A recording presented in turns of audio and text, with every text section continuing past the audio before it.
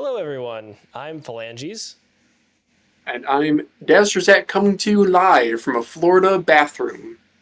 And welcome to the MouseCast podcast for Friday, May 2nd. Don't mind me staring at my second monitor as I'm hosting this week, and it's going to be a bumpy ride. This week, we're going to talk about the adjustable sensor battle. Potentially, there's a legal battle going on between two stand-up top-tier companies, G-Wolves and Pwnage, so we'll see if that comes to fruition. Yeah. And I don't know, probably some other topics, maybe some off-topic stuff for this week. So, As as always, always, I'll you let you go. do You do it. You do it. it. As always, subscribe, and join up on our Discord. We got a lot of talk there on mice peripherals and everything else. So, Yeah, if you guys have any ideas or want to for discussion topics or want to interact with us, that is the place to do so. Also, this week's episode is a half-year milestone. Yay! Daz and Phalanges, episode 26. I did not think we'd make it this far, so that's pretty cool. We have not missed any episodes, even though I'm on vacation right now. We've done one episode in person. Remember that for Christmas? We the least viewed episode, did a couple, but the most fun. Yep. I know. We did had a couple guests, which was great. If this is your first time listening, welcome. If you've been here since the start, leave a comment down below. We really appreciate y'all. So, with that, one other update. Yeah, I'm on vacation right now. Next week, we'll be back to your regularly scheduled MouseCast content. We might have a guest, too. I think I shouldn't say who it is because it's not 100% confirmed. So, Daz, how about you ask the question since you're hosting this week? Yeah, so we got the fun one. What would you rather prefer, sniper or shotgun? And what's on your desk and or toilet right now? So, I'm going to say it depends very much on the game, but since I play a lot of Battlefield, I'm going to say shotgun. I like close quarters combat, and what's on my desk right now? Well, my laptop is sitting on a toilet while I'm in the restroom recording this at 11 p.m. at night to let my wife sleep in the hotel room. Hopefully, there's some noise cancellation through that door, and you're not just blowing it out there. So yeah. I would go. How about you? Sniper for the most part, unless I'm playing an old COD game like Modern Warfare 2 or Black Ops. They had some fun shotguns, but otherwise sniper. And then I have the Heavy B Speed with the Board Z mouse AI image on my desk, and then I've also got the HTS Ultra here, which I'm playing around with. I like it to the point where I might make a video, but who knows, because it's kind of old news, but fun stuff. All right, so first topic here, there's this adjustable sensor battle going on. So I'm sure you've heard about this. Pwnage is claiming that they have an exclusive sort of hold patent on this, the implementation of this. And from what I've seen, that may not be the case. What have you heard about it?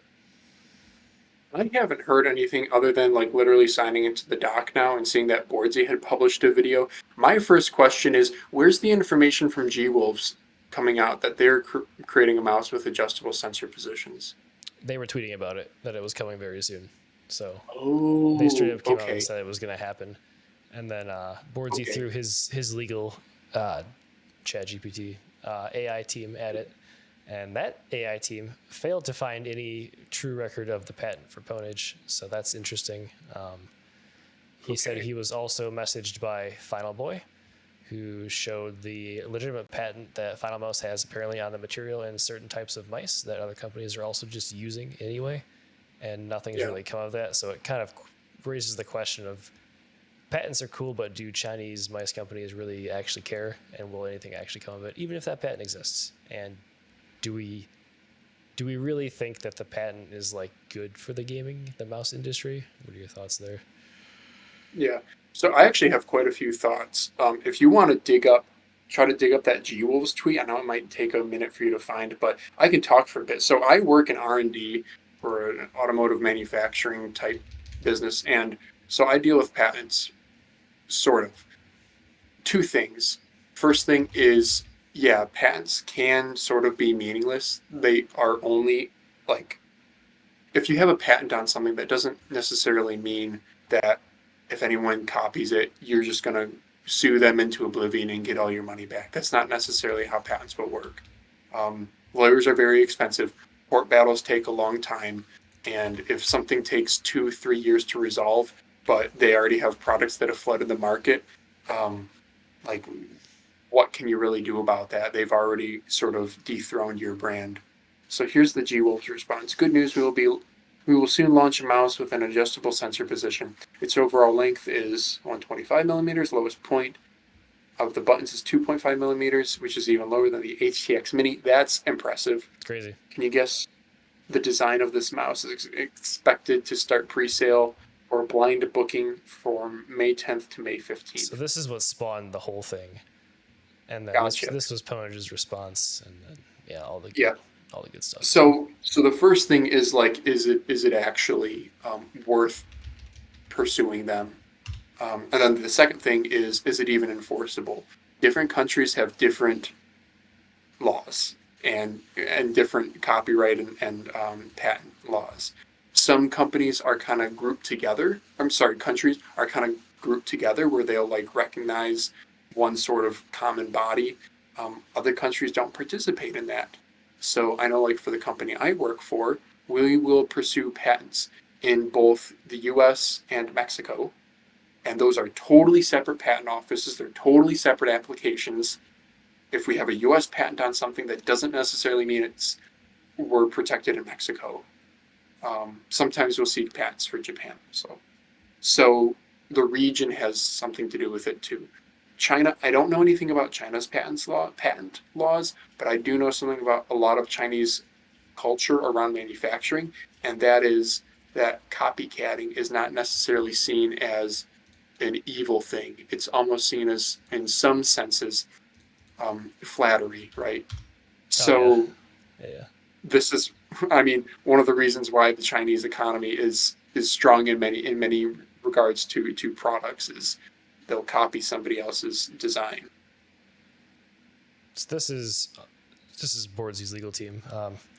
It seems they only checked the U.S. Patent Trademark Office, and then they also said it's possible, they being ChatGPT, that it was filed under another name that's not necessarily with the Pwnage brand, and it also could be a design or utility patent as opposed to one that's more easily done. So it very well may exist.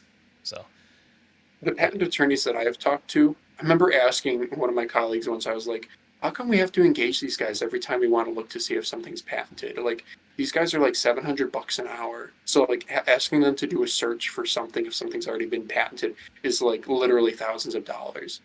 And he was like, well, they have also their own internal databases, because when a patent is published, then it'll be public. But when it's patent pending, that's not public.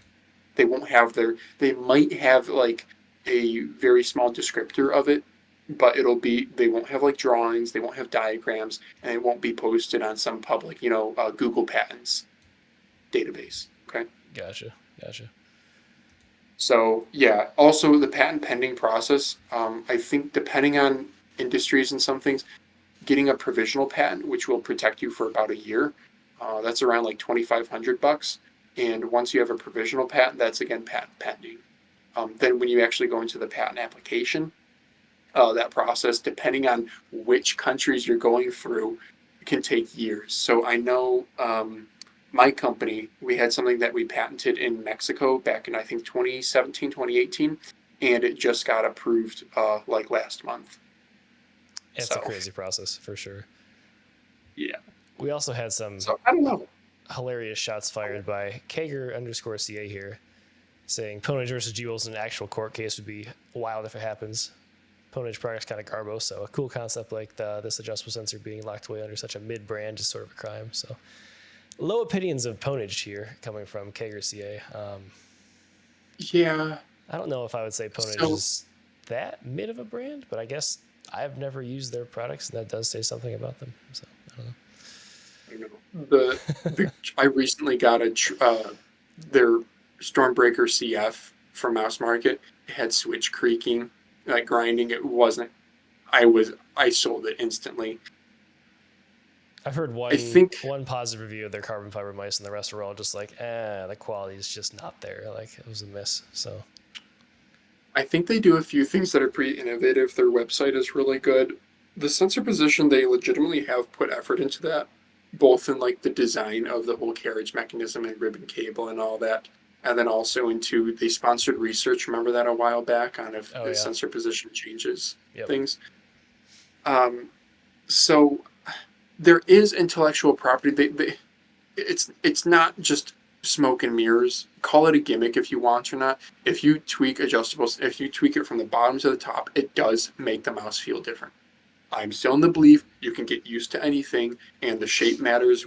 Shape, weight, click feel, these matter way more. Coding, but in my opinion, Look at the sensor on this HCS Ultra. It's way yeah. up there. I mean, you just switch the X, Y.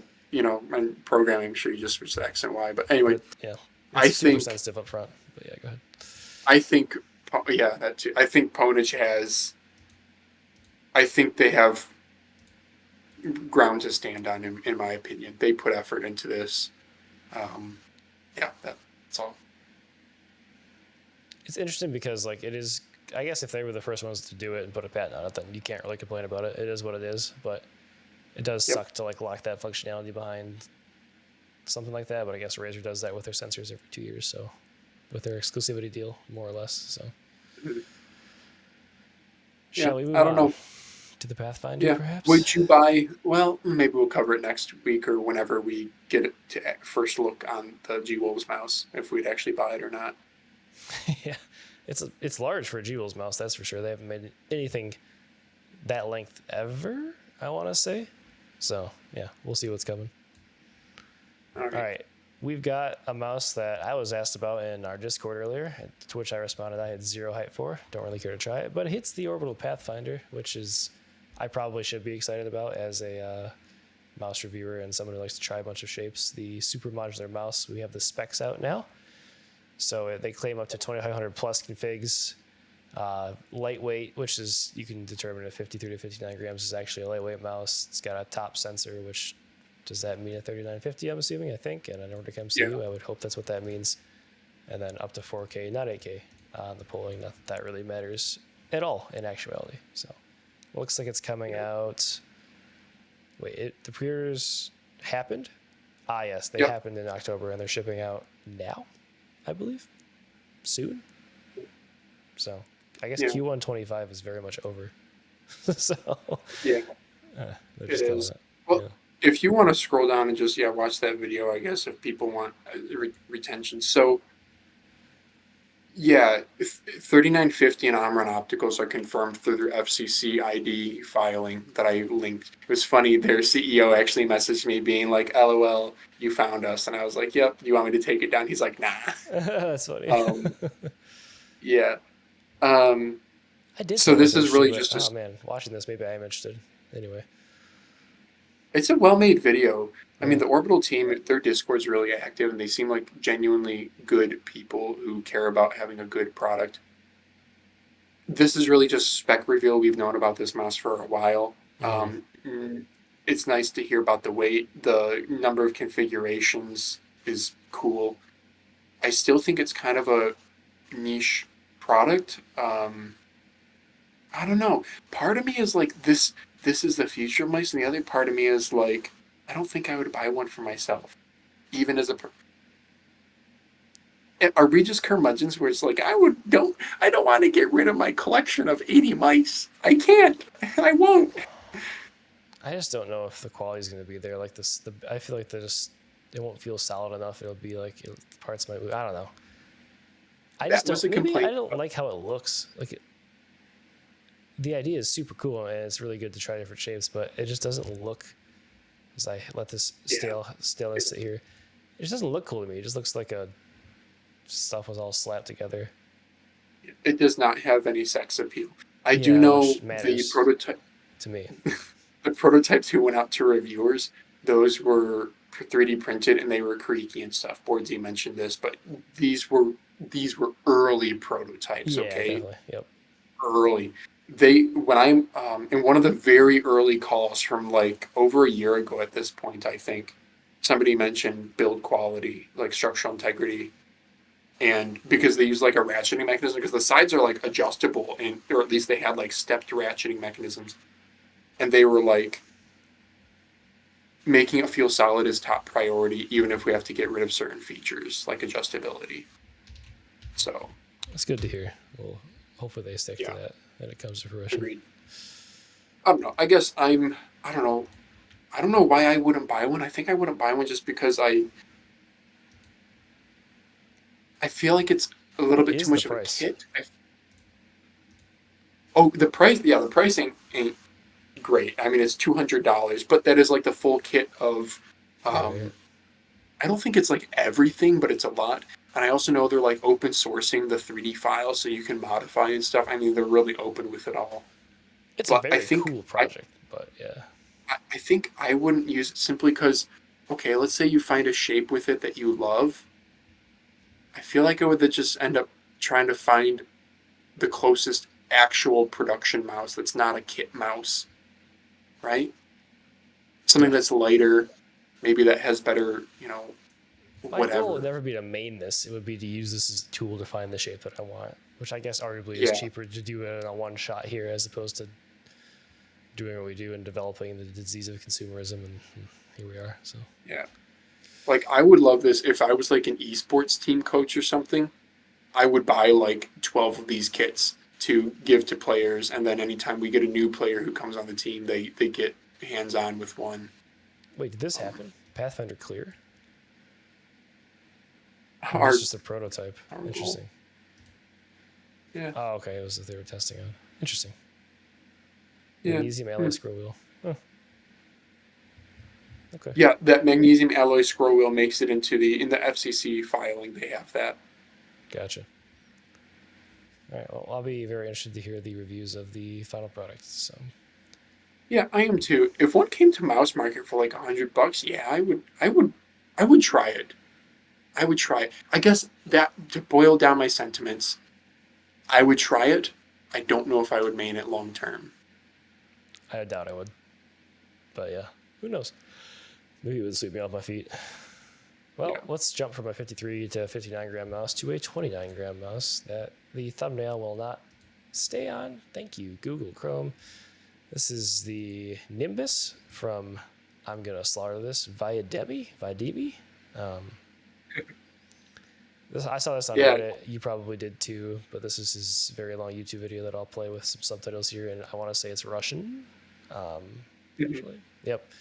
So I actually didn't watch the full video, but I did comment on it saying I would love to review it. So I guess I'm just an imposter fraud for not actually looking into the entire mouse. But what do you know about this? Beside I know it originated from the OP1 and the Maya shapes, and he went from there. So. Mhm. That was so cool that somebody shouted you out in the comments, being like, "You gotta get this to reviewers at Boardsy at Daz How I did thought that that make was you feel? I felt a little special. I'll be honest. No, it was cool to see that. I guess one of my 5 fans wanted me to review the mouse, and then he tagged a Boardsy account that's not actually Boardsy, so just a random account with like Oh, 2 karma. So, well, but he got me. yeah. So there you go. I think the mouse looks good.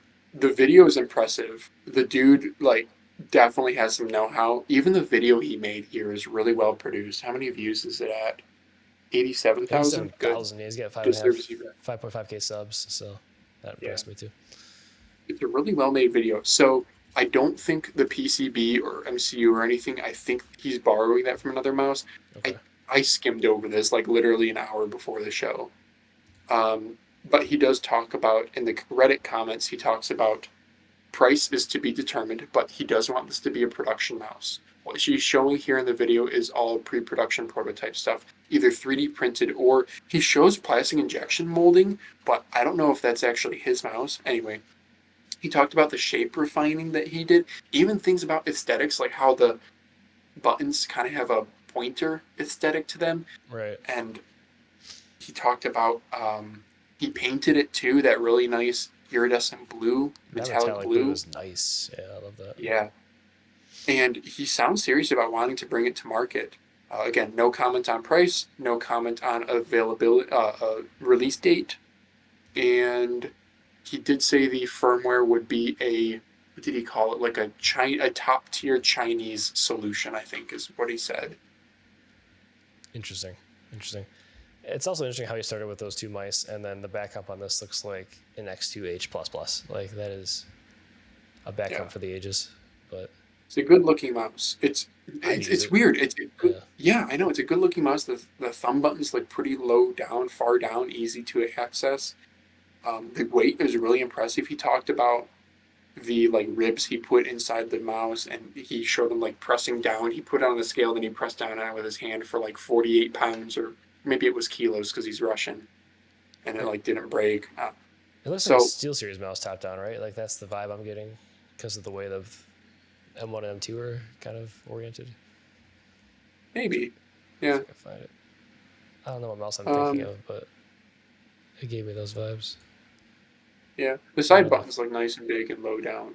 Some of the transparent. So he 3D printed stuff out of resin, and resin is kind of heavy. So it's funny. He said the 29-gram weight will actually be reduced if he were to go to injection molding. oh wow, that's crazy.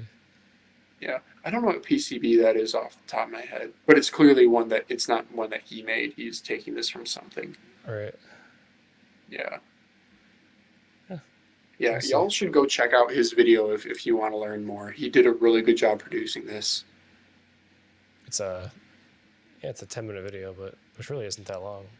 He gets a He lot has of a information chapter. out in 10 Yeah. minutes. Yeah, that's crazy. Also, can we appreciate transparent bottoms? Like, I just think that's cool. Remember the Sprine PM1 did that? Yep. I always thought that was cool. Yep. Yep. All right. Well, looking forward to it. Hopefully, by some miracle, I get sent a copy. But if not, I'll still be very curious just to see how it turns out and if it comes to production to begin with. So, Yeah, it's one thing to like I hope he has the chops to bring it to market, because it's one thing to be artsy fartsy and good at 3D modeling and 3D printing and stuff. It's another thing to then go contact people on Alibaba, work through the list of suppliers, find somebody to work with, back and forth with tests and prototypes and communicating with the factory, then figuring out specs, figuring out, maybe sending review units to testers, early prototypes, figuring out packaging and the logistics and handling of it all, setting up a web. There's just a lot to selling a mouse that's not just modeling and 3D printing. and now we have tariffs to deal with as well in the U.S. at least. Oh So, my gosh, yeah. yeah, Yeah, RIP. May 2nd. It was nice knowing you, de minimis. Cult of America. Okay, the next topic, I don't even know what the heck this is. Go. The Flickshot 1 Flickshot 1 Pro Pro. will also be released as a left-handed version. What is a Flickshot 1 Pro? So, I don't know. I put this in here more as a, what do you think about left-handed releases, Daz? Because Flickshot Gear, they have been posting to r/mousereview for, I want to say like a year now, and I don't think they've released anything. I don't know. I'm not They're, handicapped, so I don't really think about left-handed mice too much. To quote Boardsy, this is for the handicapped folks. But yeah, I only know one other friend of mine who's a left-handed gamer, and he just is like, yeah, it sucks, so I just switched to using my right hand, and now I'm used to that.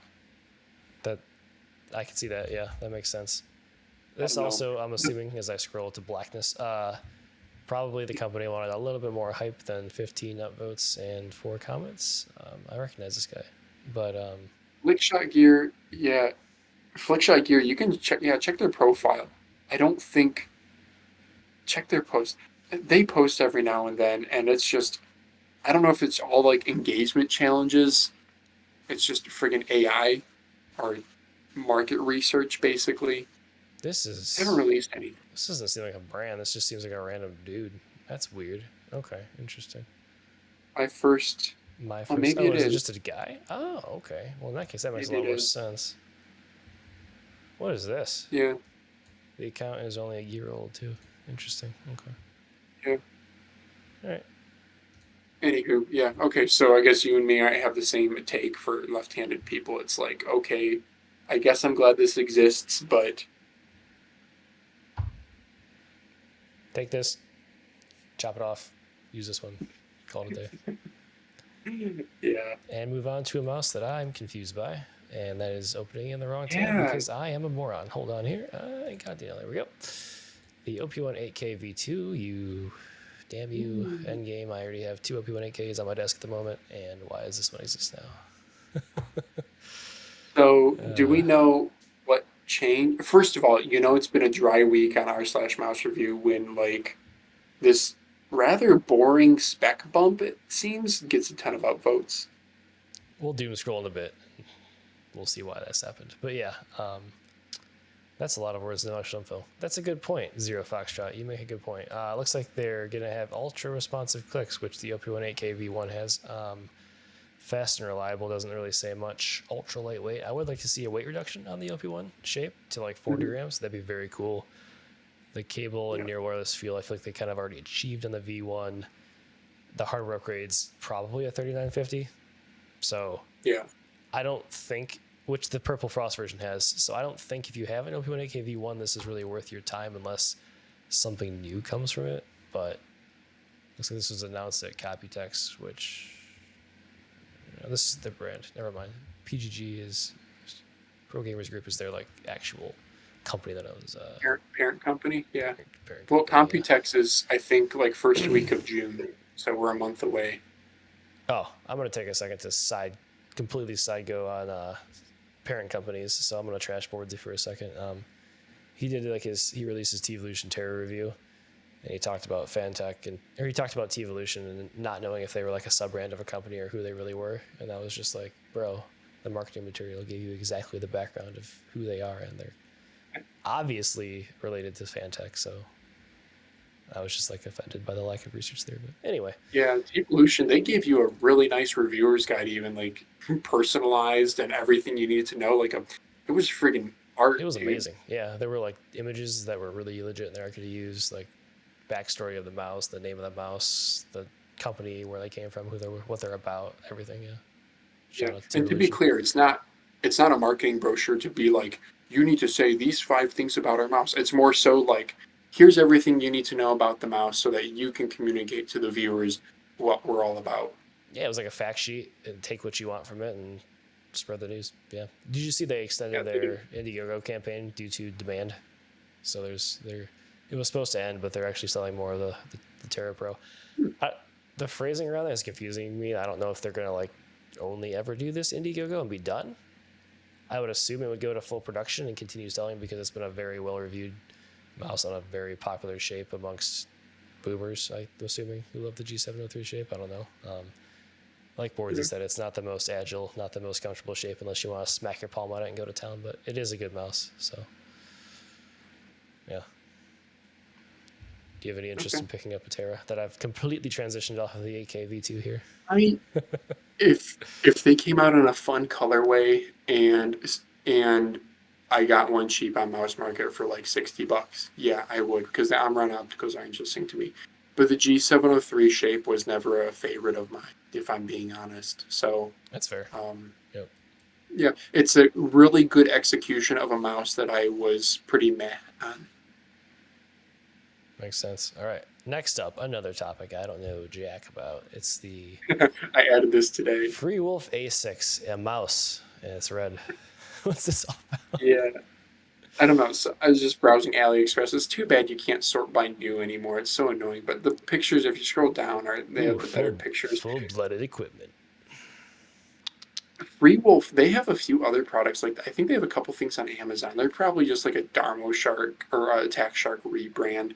This shape is a little bit different though. If you scroll down to some of the other pictures, like scroll like way like on the web page. Formidable military force. I'm just gonna keep doing this. What language? It looks like a combination of an AJ. Oh wow. AJ159 with like a GPX. Yeah, I don't have one of those next to me. You're right, it really does. That's uncanny. Yeah. If you can find a side view. Oof. Let's see. I know. The shape is a 159 too. Oh wow. Okay. Yeah. See how the buttons have that they get rid of the finger ledge. It looks taller than the 159. It's not entirely dissimilar to this Royal Clutch M3 here, actually. Yeah, it's kind of that Sora shape, rear hump, low buttons, ambi. Hardcore R&D. Yeah, I don't know. Let's see, if it wasn't for... It's not actually that lightweight. 59 grams with a 400 milliamp hour battery. The skates look like a decent layout. They're probably cheap crap, though. Is 50 mil a transparent blue shell pink dot? Yeah, it looks... Or just a blue shell pink dot. Oh, blue on blue. Yeah, usually. I think it's a pink in there. I don't know if this image is correct. There's like a little pink right here in this image. I wouldn't trust it. I'm pretty sure 50 mil is blue on blue. Okay. 400 IPS is plenty on the 3311. 1K pulling is fine. Yeah.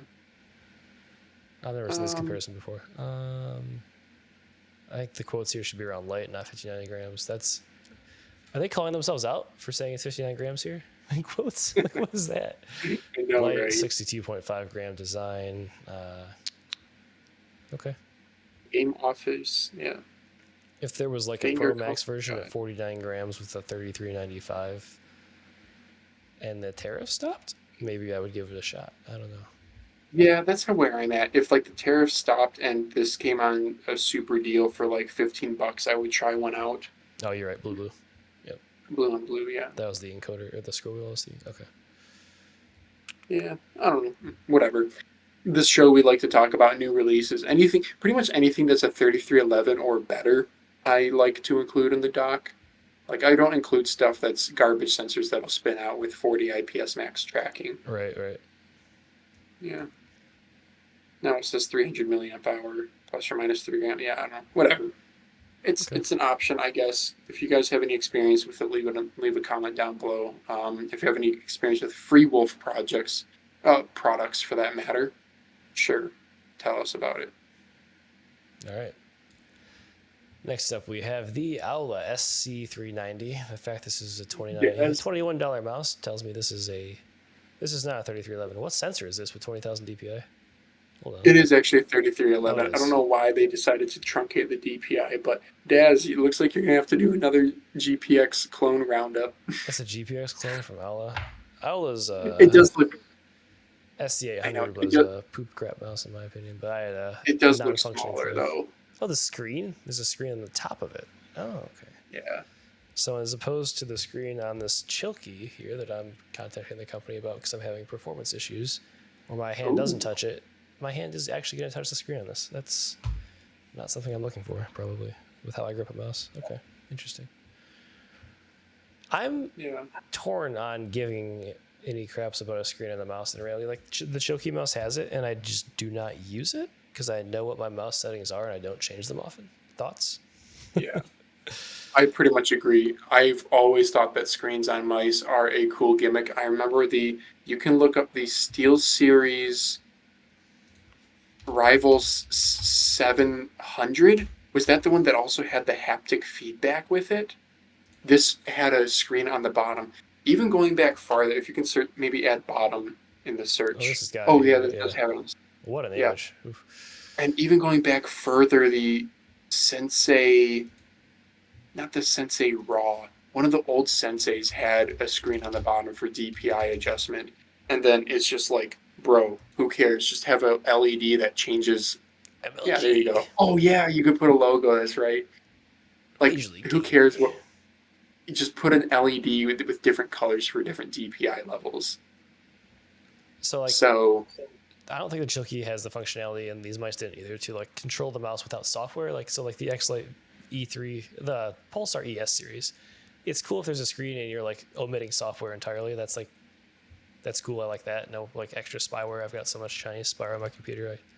They have all my information at this point. But if you're just putting it there to display some crap, like give me T-Evolution Terra, like give me the dongle instead that's got it, and I can use it as a clock when I'm not like looking at it. So agreed. Yeah. Maybe here's another take. Look up like the bottom of the Extrafy, not Cherry, but the Extrafy M42 bottom. So the way they did adjustment is they would have like a single button for adjusting DPI, but then they had a toggle switch that would cycle between DPI, polling rate, etc. So with a single like DPI button, see the slider at the very bottom where it goes between DPI, polling rate, and I can't see what that. Yeah. It's just three different polling rates there, but yeah. Yeah. And then your DPI toggle just cycles. So I really liked this execution. Like, again, now you don't need a screen. Maybe this company is trying to get around. They're using a screen because Extrafy has a patent on this, for example. Well, that's how Vaxi does everything. Every Vaxi mouse, there's no software. Like, it's just all controlled in the bottom of the mouse. Yeah. Zowie's big that way. Yeah, Zowie and Vaxi are big that way too, because like esports or whatever. That was actually something I forgot to mention about patents is G-Wolves might be doing this because they think they found a way around the Pwnage patent, depending on Oh, which country this is all registered into. that's Like I true. know Yeah. the company I work for, I developed something that I have 2 patents on that is basically a filtration system that 2 of our other competitors have, but the airflow goes in a different direction from our competitors, and that makes it distinct enough, even though it functionally is the same exact thing. So yes, that's something to think about with patents too. When they say they have the exclusive right to it, I don't know what that means. Things like, remember iPhone, the slide to unlock Yeah. was like a huge deal. That was satisfying. Yeah. This SC390, 64 grams. It's not a GPX. It's a GPX Mini, actually, Smaller. 120 millimeters. 3311, 50 million switches, click switches, Try mode. weird DPI steps. Yeah. Wait, were those weird? Yeah. One thing I will say about GPX clone videos is that a few of the people who watch them may not be of the highest IQ level, because I very clearly stated in my video which one I thought was superior between the A9 and A7, and I swear to you, 50% of the comments asked me, what do you prefer, the A9 or the A7? And I want to just I be don't like, get bro, it. watch the video. Are you a bot? Watch Like, the are you video. too lazy? Like, what's happening here? So, Yeah, anyway, seriously, just comment, watch the video, and like, or just don't. I don't know. I respond for engagement, but dear Lord, I've had enough of that. Yeah, So, well, good on you. I don't think I'd have that patience. all right, and that is the end of our news. There are no fancy logos this week because I don't have those assets on my computer, and I didn't take the time to grab them. I actually did. I did upload them to Drive because I was going to Okay. host this week. But Yeah, that's funny. dude, who cares? Doing it live, except for we're not. Doing it live. Yeah. What time are we at on OBS? It should say the status bar at the bottom. 37 minutes. Okay, we're going a little fast. That's good. Okay, so Doom scroll time. Reddit recap. We have no Reddit recap besides Doom scrolling this week. All right, the top upvote with an absurd, ludicrous 1.7k upvotes on this 2-second effort post is this man or woman's daughter crafted them a second mouse, which is heck yeah. Is that a I toilet guess paper roll? it's cool. Like Can you zoom in? Your daughter did it. Let me see here. Like not on the image, but on the whole Reddit feed. Oh yeah. Hold up. There we go. Thanks. Drop yeah, some looks like IEMs in there. Trying to flex. Not sure which IEMs those are, but it that's does look like a funny. toilet I paper didn't roll. get. Key 83 pad that I can't. Something's off about the Key 83. I can't use it well, but yeah. What do people have to say here? This is objectively the end game. And there's a comment from Flickshot Gear, which makes no sense. That's completely random that we talked about them and they popped in with a comment. What is this? Okay. What am I looking at right now? They modeled it. That's great. It's like a piece of pie almost. Okay, this person's funny. I respect it. You should take her deal and give her yours. Yeah, that's fair. Yeah. 16k polling rate. Whoa, for a toilet paper roll. Nice. All right. Yeah, this is some low level stuff. This is doom scrolling for you. I guess we got Good Guy Razor here coming in with a bunch of upvotes as well. I remember if you saw this post a while back where he said that it was like an accident, I want to say. Let's see here. Let's see. Yeah, got in an accident and broke their mouse and posted about it. And Good Guy Razor reached out and sent him a free mouse. In an accident. Yep. Yeah. There's a chance this person raged on their mouse and got a bunch of karma and a free mouse out of it. So who knows? Yeah. The fact that they still have black one is sad for the boring people colorways out there. But yeah. That's a grimy Viper V3 there on the right there. Clean your side buttons, buddy. But true gamer.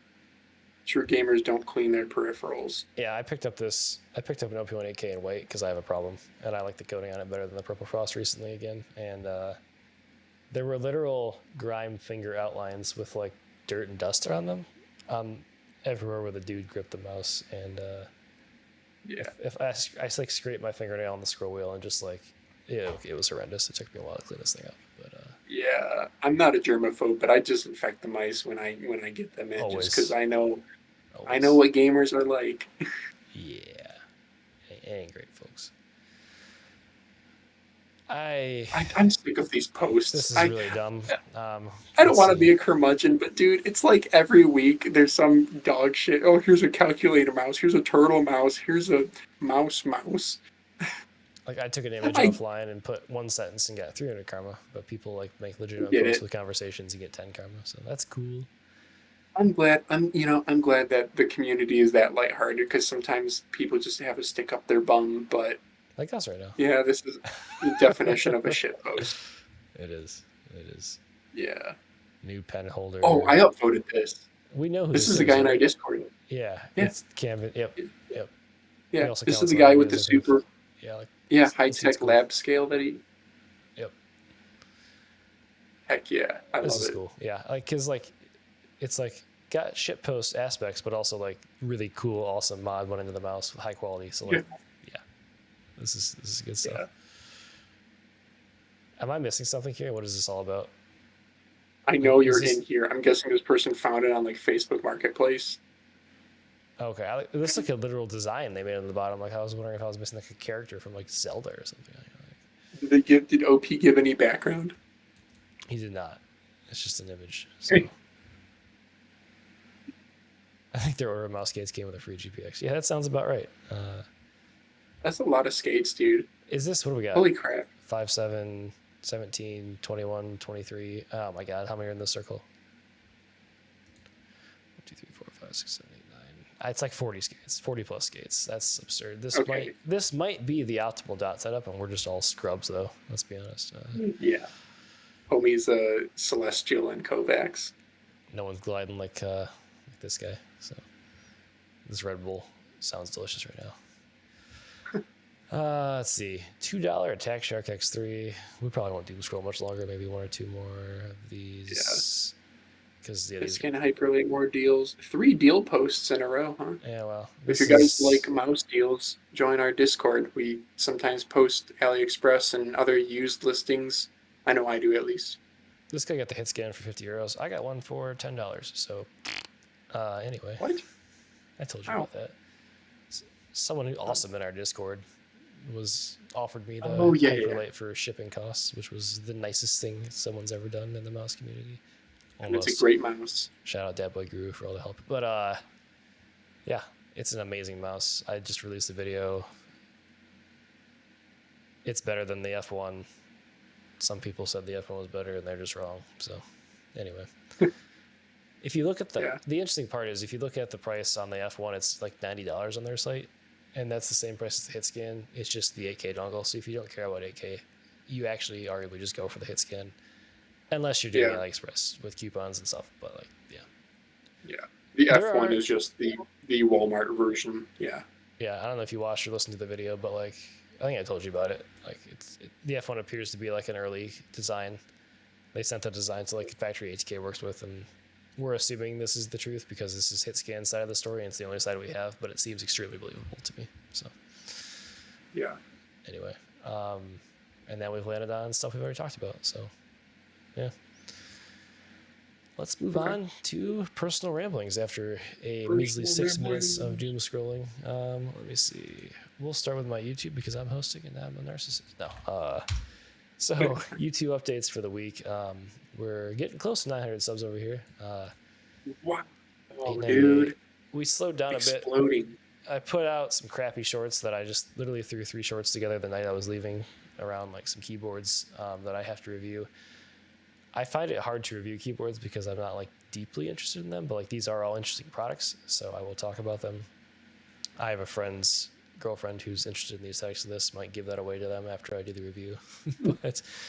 And then I threw an IEM review up, or I'm not going to review these ever, but I threw an IEM short up. These are not $180 IEMs in any way, shape, or form, and we'll leave it at that. So I did not pay that much for them. But video-wise, I just released the F1, and I just talked about what did I list in the doc? There was one more thing I wanted to talk about. The random boards you mentioned that we already kind of covered on Reddit was pretty funny to me. And then I am backed the actual heck up on reviews. I think I have 9 review units currently that I have to put a review out on that I've received, which is just ludicrous, and I'm not sure how I'm going to catch up on that. I'm going to have to like batch review them all in one night basically, but companies are aware I was on vacation at least, and that pushed at least 2 or 3 reviews out, so we'll see. It's hard to not accept a unit when you're talking to a company and they contact you and you're like, yeah, I want to work with you, so then they just ship it out, and if it all comes in at the same time. I got home to like 9 packages from like the vacation I was on, so Yeah. it brings up one more Some point. people are out there. Oh, go ahead. There's probably some people out there who are like, "Oh, I wish I was you," but really, you get to a point where you start having to really say no. Which brings me to my next point. That's actually a perfect transition, ironically. It sort of sucks to not be able to use what I want to use and to game when I have to use a mouse to review, which is a very privileged take because I'm getting a lot of things for free and I want to recognize that. But also, like, I want to use this HTS Ultra for like gaming, but if I have other mice to review and test out, like, I sort of like, I got this, I like it, and then I like really wasted $90 because it just goes into like the mouse rack, and then I keep working on other things. But again, very privileged take, so I'll just shut up now. But yeah, that's about it for YouTube updates this week. There'll probably be too many videos coming out in a short time if I find time, just so I can catch up and not let companies down. But then again, if I lose a relationship with a company, that's fine. But in reality, we're just kind of both doing each other a favor, so it's all good. Yeah.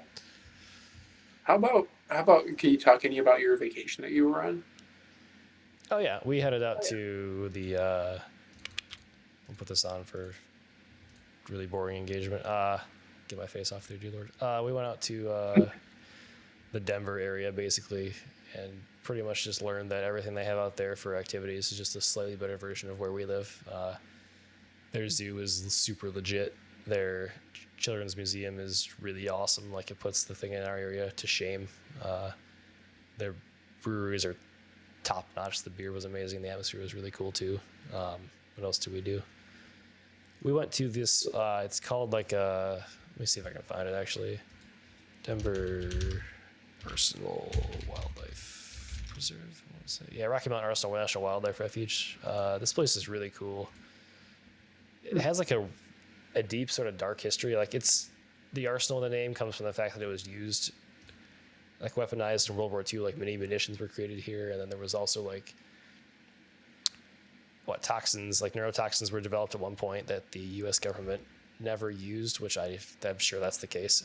In like the 70s, and like a whole bunch of stuff went down there. That was really cool, and also kind of dark, debatably. But they ceased operations in like the 80s, and then they like spent like 30 plus years like cleaning it up, and it eventually became like a wildlife preserve. So we got to drive around there, and I should have uploaded some pictures because you have some of your vacation. But we were driving through there, and like there were bison crossing the road in front of us. Like, we could have legit like reached out of our windows and touched like a bison if we were that sort of a person. So like, that was really cool to see. And then there was also just a ton of prairie dogs. This is not, but like, prairie dogs are freaking hilarious.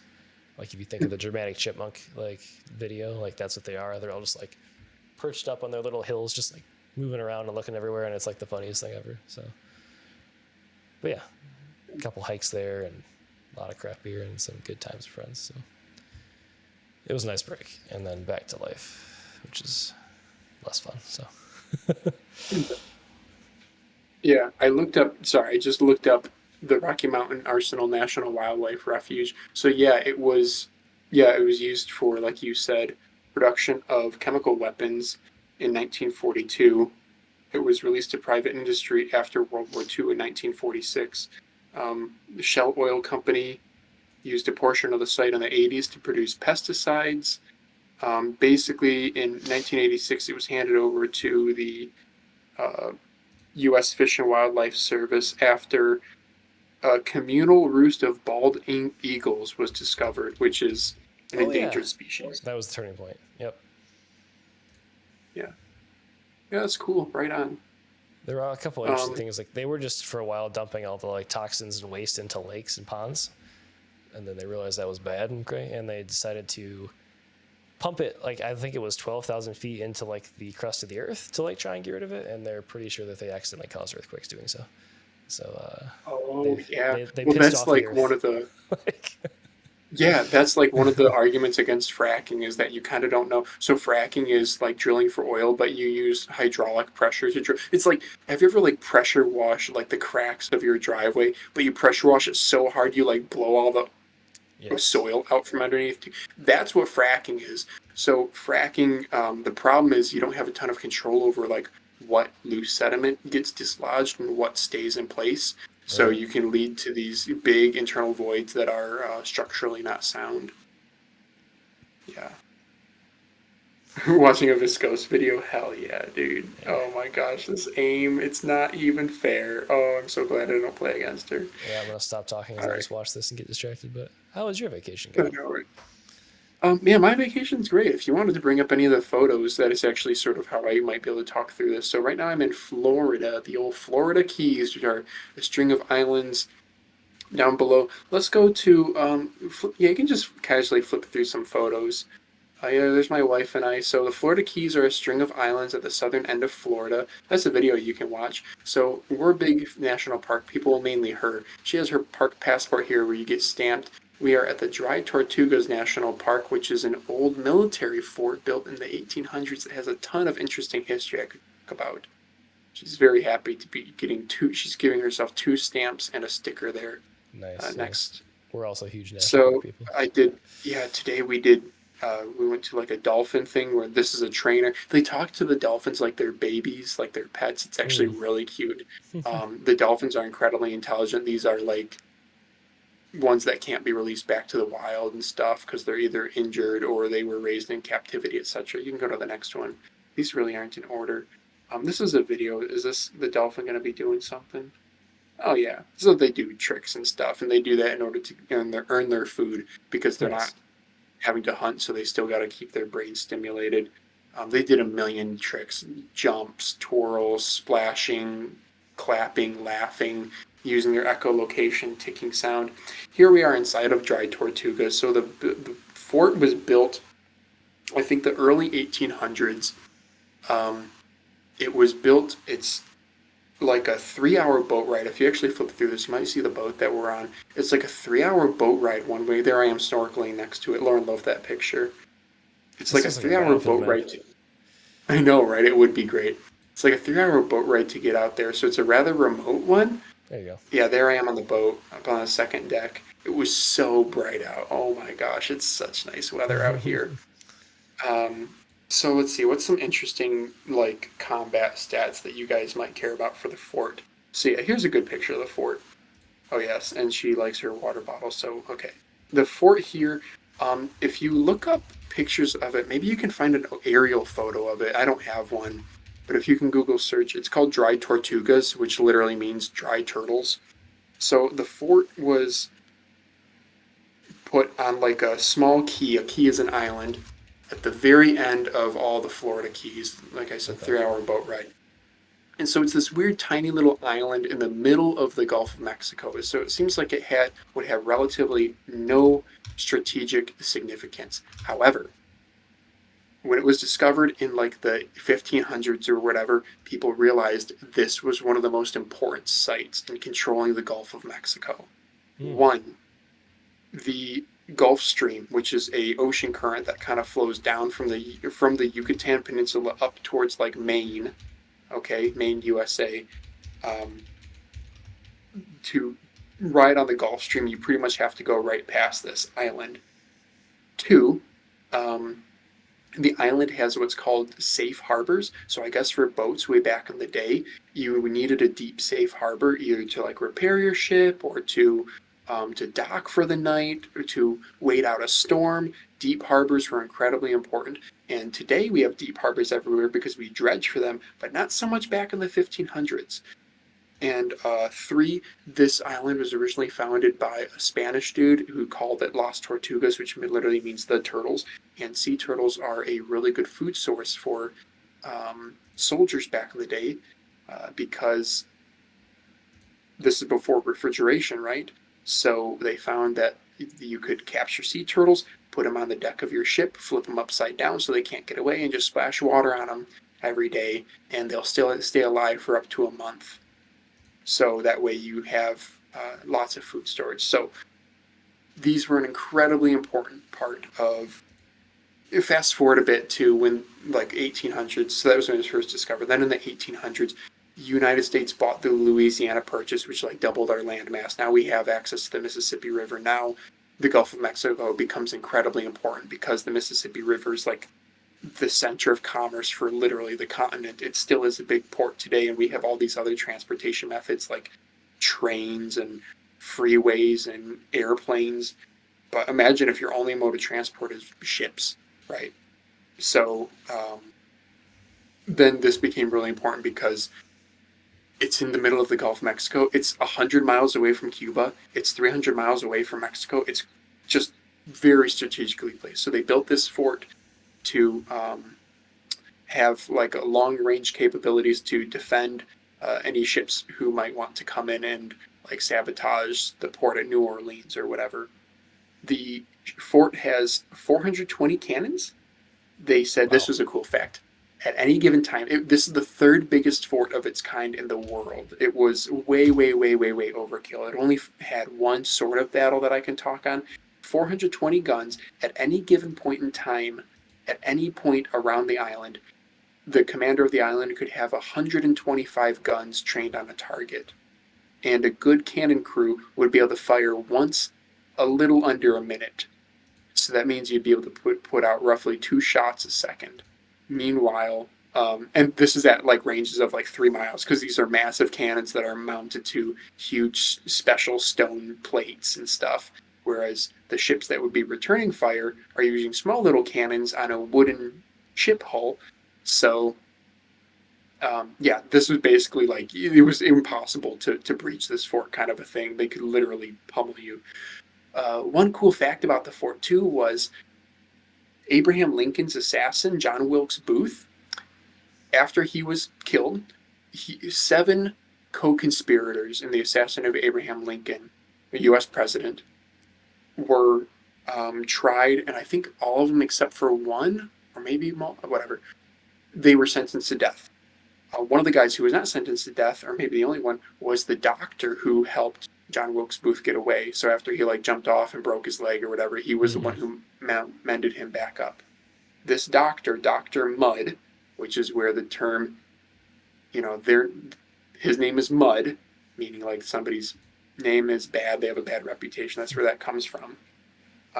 This Dr. Mudd, because I forget exactly why he was not sentenced to death. Instead, he was sentenced to lifetime of hard labor at this fort. Huh. And what happened though was he was at the 4 years into his time at the fort, there was an outbreak of yellow fever in the fort. So they sent all of the people to a nearby island, which they ended up calling Hospital Key. That's still there today, to see like if getting rid of all the sick people would then stop the spread of the disease. It did not, because yellow fever spread through mosquitoes. And this doctor helped, after they sent everyone to the hospital island, so they sent all their medical staff there too, and those people ended up all dying. Oh, Jesus. So the only doctor remaining on the island was this guy, this doctor who's imprisoned for life, and he ended up like helping a lot of the people there survive and rehabilitate and bring back the island. So after that happened, a bunch of the soldiers stationed at this fort petitioned the president to pardon this guy, and he pardoned him after 4 years. Oh, wow. Not a bad deal. Yeah. So, sorry, that was a long-winded history lesson, but it was a really, really cool fort. Highly recommended to anyone who is into kind of a tropical national park setting. Yeah, that's really awesome. It's the kind of place we'd also really like to visit on a trip. Yeah, these pictures are great. Yeah, we'll be going to 2 more national parks. We'll be going to the Florida Everglades and area up Key West, Florida. And, we rented a Mustang convertible, so that was fun. It was only like $50 more than getting some cheap economy car, so why not? Yeah, we went to like a bird sanctuary, tons of bird sanctuaries, lizards everywhere. I don't know. Iguanas and stuff. So what do you guys, I guess that was like one question that I was going to say, is leave a comment down below. What wildlife do you guys have local to where you live that other people would find weird? I think by you and me, Daz, it's pretty boring. We just have woodland creatures like deer and squirrels. Yeah, like you can find those anywhere, I want to say. So Yeah. The little lizards all over the place here are tons of fun, though. If I was a little kid, I'd be catching these all day long. yeah, I mean, we just Yeah. encountered some bison, like I said, and prairie dogs, and was there anything else out there? There were some other like antlered things that I don't know what exactly they were. We saw, but yeah. Yeah. I guess if you guys have any, if you want to leave a comment too, what's like one of your favorite vacations you've been on, or favorite places you've gone traveled to? Yeah, the Choose. national parks for my wife and I are a lot of fun. There's 61 here in the U.S. and they're all over. The U.S. has a very, very diverse geography for Mm-hmm. being a single country. So, yeah. Yeah, we've been to the Grand Canyon recently. Olympic National Park was probably the coolest national park we've been to, but we want to go to like Acadia soon, probably, and Yellowstone. Those are all the big ones, but or some of the bigger ones. I've been to the what's it called out in Tennessee. I'm drawing a hard blank, but favorite vacation probably when we stayed in Rome and then went around Italy. That was the coolest thing we've done, and would have probably been topped by our planned honeymoon that was canceled by COVID, which would have been Amsterdam and road tripping all over Germany. But yeah, that was an experience. That How would about have been you? cool. My favorite trip so far, I don't know. My wife does a really good job planning these because different. Are you more of a when you vacation, Daz? Are you more of a let me just sit on a beach and relax, or are you more like I want to do a bunch of activities? I want to do a bunch of stuff. I don't understand the beach relax theory. It doesn't make sense why you would spend money to go do nothing to me. So Yeah, I don't know.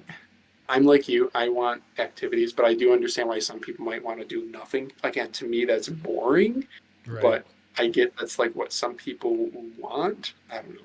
And there's some people who just Um, don't like to travel at all, and that's the one I don't get the most. But oh, that's terrible. Yeah, yeah, I think right. it's just my mother and father-in-law don't like to travel, but I think that's more out of like it's they like haven't done it, so they think it's like a really big deal and like takes mm. a ton of effort, and it's like more effort than it's worth. I don't know. I will I say don't it know. is. Travel, It's a lot of effort with a 3-year-old and a 7-month-old, but more than it was with yeah, just two people. That's for sure. But yeah, slower, everything's slower, and yeah, um, meal times and activities you can choose from. Yeah, one thing I will say is one of my favorite quotes is this Ernest Hemingway? No, no. It's another Henry David Thoreau. mm. I forget who said, "Travel is the bane of prejudice." I really like Oh that yeah. quote. Mm-hmm. Yeah. So just, you know, judgmental prejudices, all this kind of a thing. The best way to combat that is to travel, to see more of the world, meet different people. Different cultures, different perspectives. Yeah, get a better Yes. understanding of the entire picture. Yeah, Yes. a lot of people could use some travel in that regard. Yeah. All right, what else do we have here for topics? Let's see. I We don't know if just we want to do these other topics. we just It's up crossed to an you. hour, so Okay. Denorganizer. Do we want to? I don't have a ton to say on that. I have a couple things. Why don't we? So Dean Organizer in our Discord asked, do we know of an ideal number of prototypes? And he said there's some sort of law. And you said you have heard of this too? I have not. I have no idea what he was talking about. No. Okay. Oh, okay. Let me see if I can find it in the Discord. But prototypes. But shout out to Dean Organizer if you're watching, dude. You're active in the Discord. So yes, he says, "Hey guys, I've been trying to remember something for over a year. Been wanting to research it more. I don't know the name of this theory. Invented by a Japanese guy or something. Implemented by car companies. There's basically a finite slash ideal number of prototypes to make to choose something close to a final product. Something like 10 variations of a car engine before you finally find the one that you love, the one Mm, that works." Um, so I don't really know the exact law or whatever that he's referring to here, but I will say, as a person who works in design, well, first of all, for the consumers, They always say don't buy first generation of something, whether it's a car or like look at like the iPod Touch, right? A First pulsar generation or mouse, switch iPhone. patch. Yeah. Second generation, let them iron out all the bugs. Um, but I will say from like an engineer's perspective, um, you can always find things to tweak. I think it really depends on what you're prototyping and what level of detail you really care about. Mm-hmm. Um, Sometimes it's just about designing the MVP, the minimum viable product, and just shipping that. Doesn't have to be cost effective, doesn't have to look good, but if you press the button and the thing works 99% of the time, then ship it. That 99% of the time might not be good enough, though, depending on the product. Imagine if it's a medical device, okay? So I think it really depends.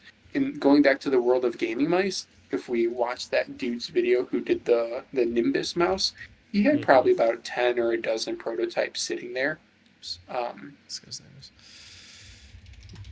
But 3D printing is also a very finicky technology. I mean, you tweak one variable like your print temperature or something that changes a whole bunch of things. So I think for a mouse, it will be a higher number because quality is really, really important.